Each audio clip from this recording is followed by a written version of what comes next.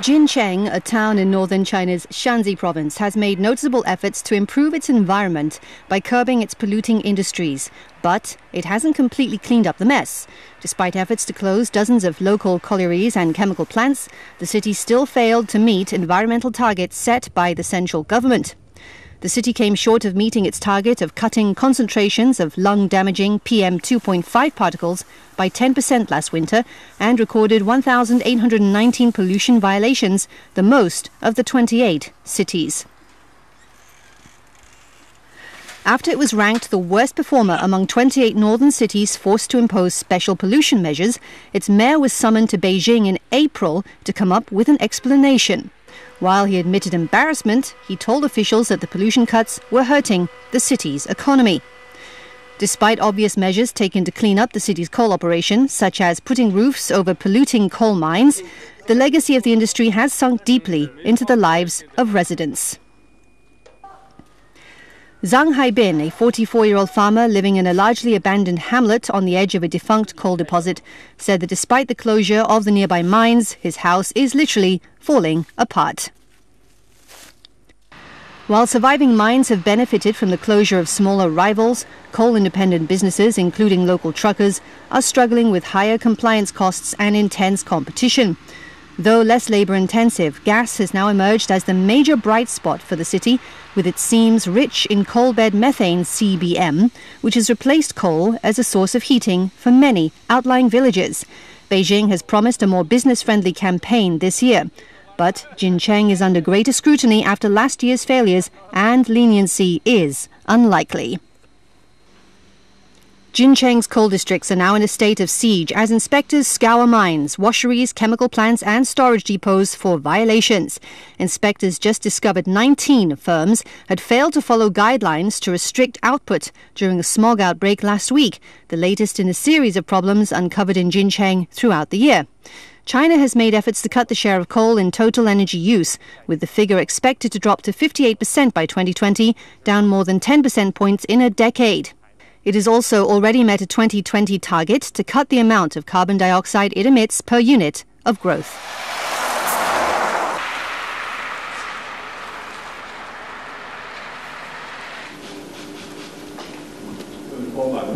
The violent attack on the Chinese consulate general in the Pakistani city of Karachi will not affect the development of relations between the two countries, Chinese Foreign Ministry spokesman Geng Shuang said. Geng told a regular press conference in Beijing that China has expressed sincere condolences to the Pakistani personnel who died and were injured in the attack. The United Nations Security Council has also issued a press statement on the issue and has condemned the attack in the strongest terms. The Chinese side has expressed sincere gratitude to the Pakistani police for taking prompt and decisive actions to effectively protect the security of people in the consulate general. China has also expressed deep condolences over the deaths of the Pakistani security guards and civilians and has shown sympathy for the injured security officers, said Geng. In order to express respect for the heroic behaviour and sacrifice of the Pakistani personnel, he said, officials of the Chinese Consulate General particularly went to the hospital to visit the injured security guards and offered them consolation money.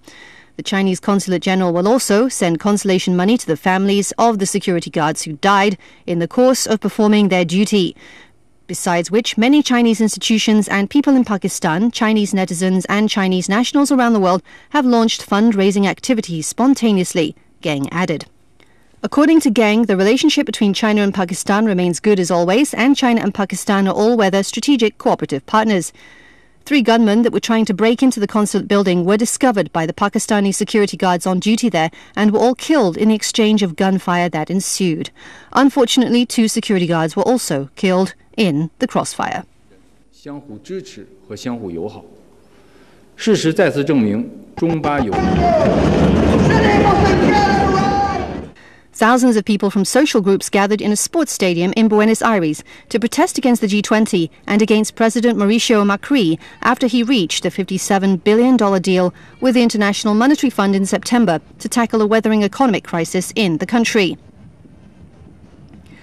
Argentina has vowed to crack down on any anarchists and anti-capitalist protesters who tried to disrupt the G20, saying it was working with foreign governments to identify and block entry to potential troublemakers.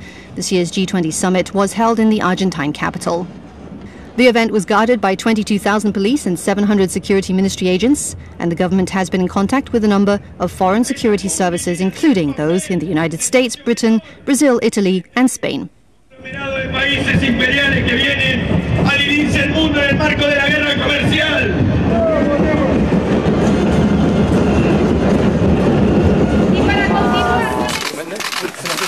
Nissan Motor President and CEO Hiroto Saikawa has explained to employees about former chairman Carlos Ghosn's alleged misconduct.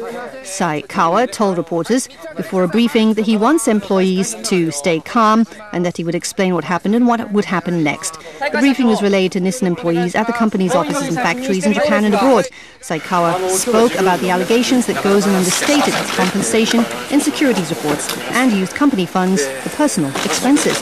He said Ghosn's misconduct had been confirmed through internal investigations. Employees at Nissan's headquarters in Yokohama near Tokyo stopped work to watch the briefing on TV monitors. Saikawa reportedly apologized to employees for the former chairman's wrongdoing.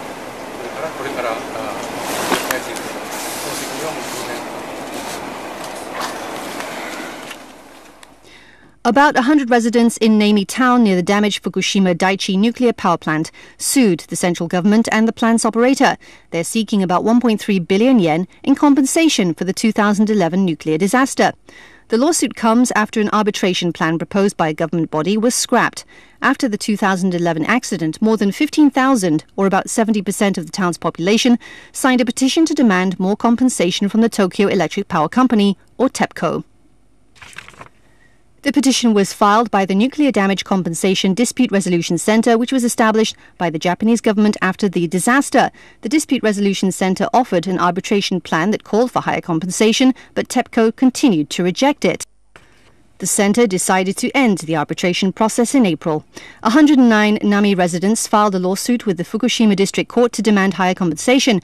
They say the psychological impact of the accident is significant due to the prolonged evacuation, loss of their hometown and health concerns over radiation. The residents are seeking more than 1.3 billion yen in compensation. In the letter of complaint, they argue that TEPCO repeatedly rejected the arbitration plan without a practical reason, despite its promise to respect the plan. It is reportedly Japan's first lawsuit to demand compensation for the refusal of the arbitration plan.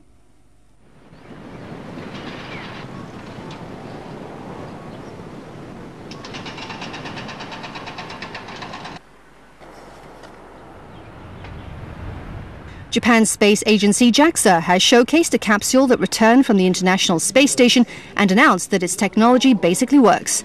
The Japan Aerospace Exploration Agency showed the capsule to media for the first time at its facility in Tsukuba City, Ibaraki Prefecture, north of Tokyo. The cone-shaped capsule with an 80-centimeter diameter bottom was shown to the media disassembled. A parachute used to land it on the ocean and a container that features thermos bottle technology were also put on display. The recovery capsule containing protein for medical research returned to Earth. It landed in the Pacific Ocean on November 11th. It detached from the Konotori 7 transfer vehicle, which had undocked from the ISS. The capsule re-entered Earth's atmosphere and was exposed to temperatures of about 2,000 degrees Celsius. JAXA officials say the temperature inside the container was kept as designed at about 4 degrees Celsius. The officials also say they've confirmed through microscopic observations that the protein crystallized at the space station has retained its crystal state and can be used in future experiments. Currently, only the US and Russia have capsule recovery technology. The mission is attracting attention in Japan as it could pave the way for the country's manned space exploration in the future. JAXA project leader Kota Tanabe gave full marks to Japan's first capsule recovery. He said his team wants to develop a system to bring a capsule back to the Earth without a cargo spacecraft like Konotori.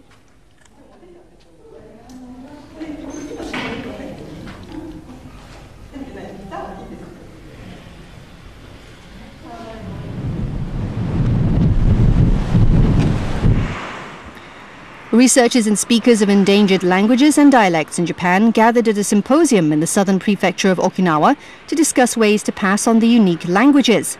About 250 people participated in the event, organized by Japan's cultural agency in the city of Miyakojima. 8 languages and dialects in Japan are on UNESCO's list of endangered languages. They include those spoken in Okinawa and the language of the Ainu, an indigenous ethnic group mainly from Hokkaido. Efforts to maintain them were introduced, such as textbooks in Okinawa and bus announcements in the Ainu language in Hokkaido. Participants then recited popular Japanese poems and sang children's songs in their own languages. At the conclusion of the symposium, Ainu teenager Maya Sakine appeared on stage and said it was very sad to have her ancestors' languages and culture disappear. She added that she wants a society where a diversity of languages is accepted. A Polish student studying the language of Miyakojima said that it was the first time she heard so many different dialects of Okinawa. She expressed hope that more young people will use their local languages.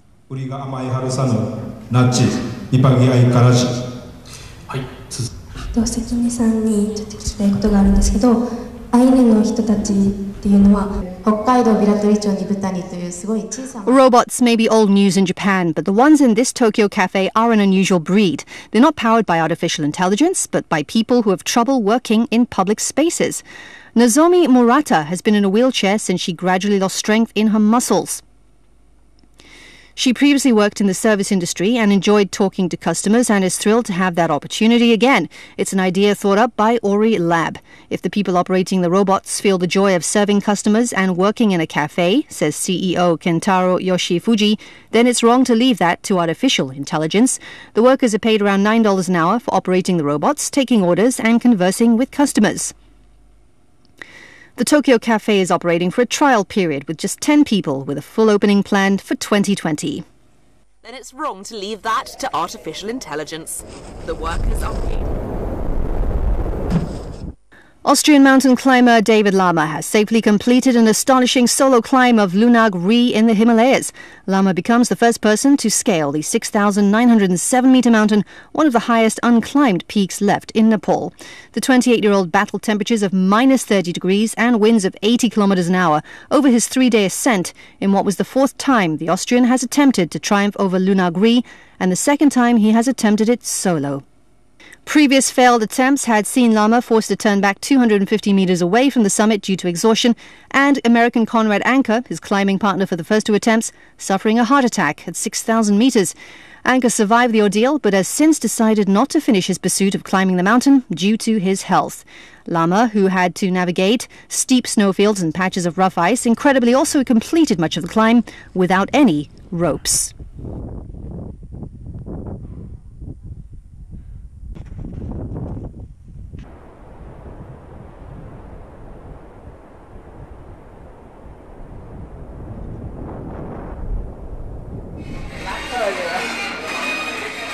Nalo is the first fully digitized restaurant in both Nepal and South Asia to use robots to wait tables. Customers use touchscreens to place their orders, and Ginger, the waiter robot, brings everything to the table. Ginger was made by local tech company Pila Technology and is equipped with swarm intelligence, object recognition, speech recognition, and auto-dock capability. Although a bit slow on its wheels, the waiter robots are popular with local customers and children who often try to divert it from its trajectory. Ayush Kasaju, director of Pala Technology and owner of Nalo Restaurant, said the idea of creating Ginger came as they saw opportunities for robots in the international service industry. 3 waiter robots are currently working at Nalu, which opened its doors to the public 4 months ago.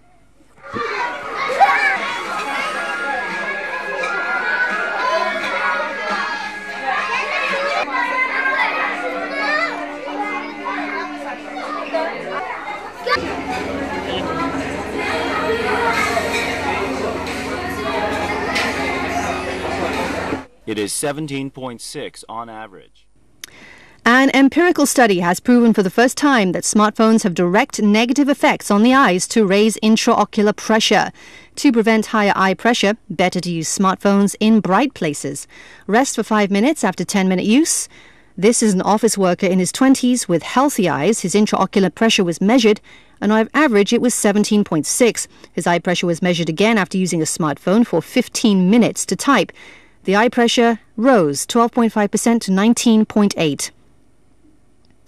A medical team at Seoul National University Hospital conducted a study on 39 people in their 20s and 30s to find the correlation between smartphone use and changes in eye pressure. In bright areas, intraocular pressure begins to rise 5 minutes after using smartphones. It increases 13% in 15 minutes and then returns to a normal level when they stop using smartphones. Eye pressure changes more severely in darkness. It rises 25% after 15-minute use and then plunges after 5 minutes off the phone. When using smartphones, people inevitably bend their heads. When this posture is maintained for a prolonged time, blood flows down to the eyeball, raising intraocular pressure. In particular, pupils widen in darkness in order to absorb as much light as possible. At this time, channels through which ocular fluids flow out narrow down and raise eye pressure. To discourage a rise in eye pressure, people are advised to use smartphones in bright places and give their eyes a rest after 10 minutes. This is the first time the alleged correlation between smartphone use and higher eye pressure among healthy adults has been proven clinically.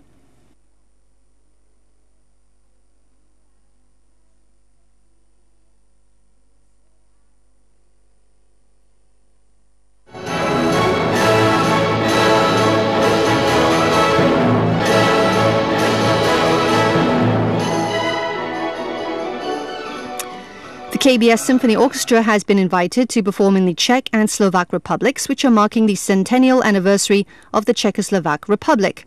Pianist Sunwoo Yek-won, who became the first Korean to win the Van Cliburn International Piano Competition, aroused a big round of applause by performing Rachmaninoff's Piano Concerto along with the orchestra.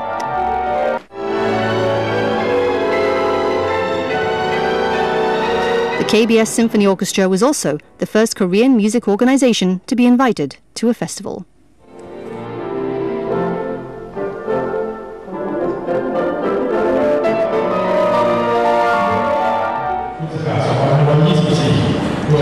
Thai Muslims in southern Yala province exchange experiences on Hajj pilgrims and learn of health issues related to the religious duty. Provincial Health Office of Yala organized the public event Hajj Forum for mostly 200 pilgrims who have planned their Hajj pilgrimage in Mecca next year.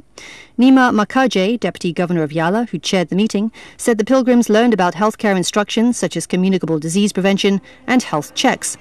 Hajj Forum also gave participants knowledge about regulations to ensure their safe journey and all obligations for Hajj pilgrims. Training and giving instructions to the participants were 115 health volunteers. Each year, about 1,000 to 1,300 Muslims in Yala attend the Hajj.